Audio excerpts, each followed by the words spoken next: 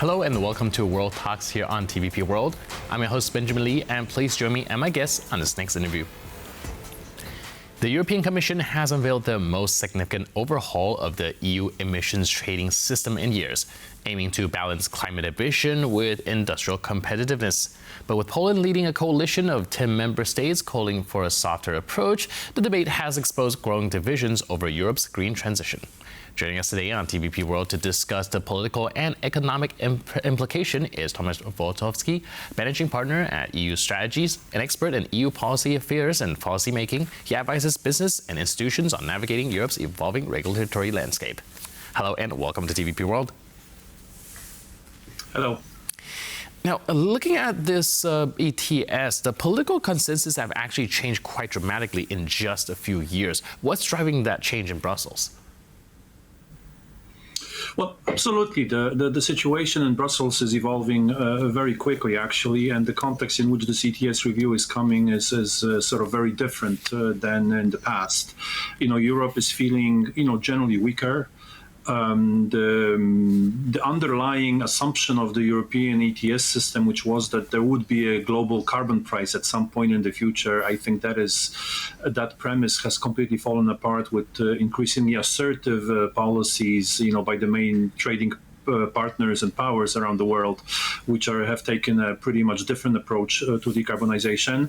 And on top of everything, we had two wars that have exposed Europe's dependence on imported fossil fuels. We have challenges to European industries' competitiveness. So the context in which the EU is supposed to deliver sort of further reductions, because let's recall that the reason why we're having this review is because the EU has decided to sort of increase the pace of reduction of emissions to 2040 by 90%. So the context in which this review is coming is very, very challenging. Right, like you mentioned, the ETS was established under the assumption that some sort of global carbon emission limitation will come into play eventually, but that increasingly doesn't seem like the case. So what happens now? Do Brussels go back to the drawing board and try to draft something up? Well, this is actually one of the key, I think, complaints that a lot of the people who expected more from this review, they will bring up. Basically, if you look at the proposal, and I think we need to make two major caveats. The first one is, it's not one proposal, really. It's just a set of a number of different proposals affecting different laws. It's over 1,000 pages long, and it just came out yesterday. So, of course, that requires time to digest, to review, and to fully understand, everything the Commission is doing and how all these things sort of interlock with each other. The second caveat, of course, is these are only the proposals from the Commission, so the European Parliament and the member states will still have to take a look at it. Mm-hmm. But I think overall, if you look at what's happening, I think there will be a lot of disappointment that the review is really not that major. We're tweaking things here and there. We're making it a little bit more easy for the industry, but we're not really sort of attacking, changing, or otherwise moving away from the general premise, which is we're still supposed to decarbonize. We're supposed to completely eliminate our emissions by 2050. By 2040, we're supposed to get to negative. We're supposed to have reduced our emissions by 90%. So in that sense, the Commission is not really changing in any major way its approach. It's acknowledging to some degree the concerns raised by some of the member states and the industry, but it hasn't changed or altered its approach in any major way, regardless of the fact, as you pointed out, that the global carbon price is really not there and doesn't appear to be on the horizon. Right. Now, the Commission also insists that the reform can preserve climate ambition while still boosting competitiveness. That does sound like wanting to have its cake and eat it as well. Is a solution such optimistic actually approachable? Well, this is an excellent question, and I think it's at the core of this debate. If you listen to the Commission, if you listen to the sort of the powers and the groups that basically try to make decarbonization an industrial policy, because there are groups and there are companies which basically claim, look, we need to decarbonize, and decarbonization is actually an industrial policy of Europe. But these are, the sort of the new industries which hope to replace or, generate the growth in Europe that the old industries, so to speak, in their view, will not be able to do anymore. But a lot of the key of European industries, I'm talking about chemicals, I'm talking about fertilizers, I'm talking about steel, aluminum, cement, glass, so all the paper, all the industries that are still emitting, there's nothing in this proposal that is very sort of attractive or beneficial for them, and they will very much feel extremely disappointed where this is going. Right. Speaking of one of the things in the proposal, the Commission says it wants to extend free emission allowance, but also tie them to investment in cleaner technologies. Do you think that this is the right balance to go about it between supporting industry and also driving decarbonization? Or again, is it being a little bit too optimistic? Well, Ben, I think this will be, and thanks for sort of narrowing in on this point, because this will prove, in my view, to be one of the most controversial elements of this package, because essentially it's a sort of the ETS system is extremely complicated, but to make it simpler, the companies at risk of carbon leakage, so the companies which are at risk of import competition because of the carbon pricing in Europe, they get some of the ETS allowances for free. They've been getting them to a certain level, and now the Commission says, well, if you want to get these allowances for free, you will have to be investing to the full amount of the allowances that you're getting. So basically, everything we're going to give you, you're going to have to reinvest in decarbonization in Europe. In theory, this sounds like a good idea, but the main problem of decarbonization in Europe is that decarbonization results in a much more expensive end product. And people do not want to buy that more expensive product. So basically, the challenge that most of the companies are facing in decarbonizing and making decarbonization decisions is that they're afraid that there will not be a market for the new decarbonized product, basically. So this conditionality that the Commission wants to introduce, in my view, is going to be extremely difficult because the companies are still reluctant to invest if they know that they cannot sell the product, and they will not be able to sell the product because the decarbonized product is really more expensive. And there's nothing in this proposal that will make those decarbonized products cheaper, or there's nothing that will create a sort of what we refer to in the jargon as lead markets for the decarbonized products. So this is the main challenge, and this proposal doesn't really address it. All right, like I mentioned, this is probably one of the more controversial topics, but there's also another one that I find to be, could also drive up some controversy and sensitivities as well, because the ETS2 will be bringing carbon pricing closer to households through heating and transport as well. Do you think that this will also become politically sensitive as it impact people's day-to-day lives in a more direct and kind of in a manner that you can just feel it?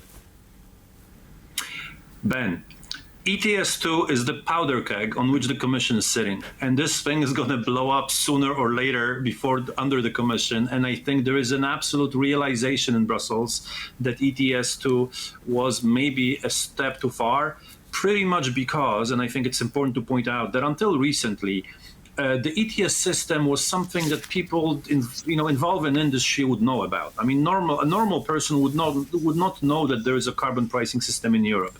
What ETS does by affecting transportation fuel, so basically the gas people put in their tanks, by affecting the price of heating in their homes, what ETS2 did is it brought Europe's climate policy into the homes of 500 million Europeans. That's what it did.